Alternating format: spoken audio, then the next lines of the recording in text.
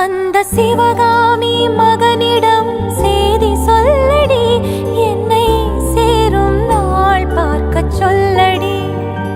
அந்த சிவகாமி மகனிடம் செய்தி சொல்லடி, என்னை சேரும் நாள் பார்க்க சொல்லடி.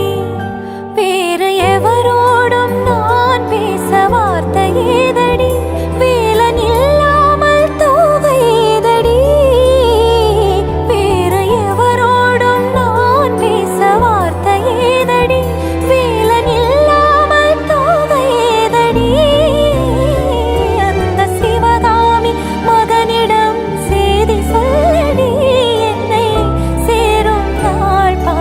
சொல்லடி.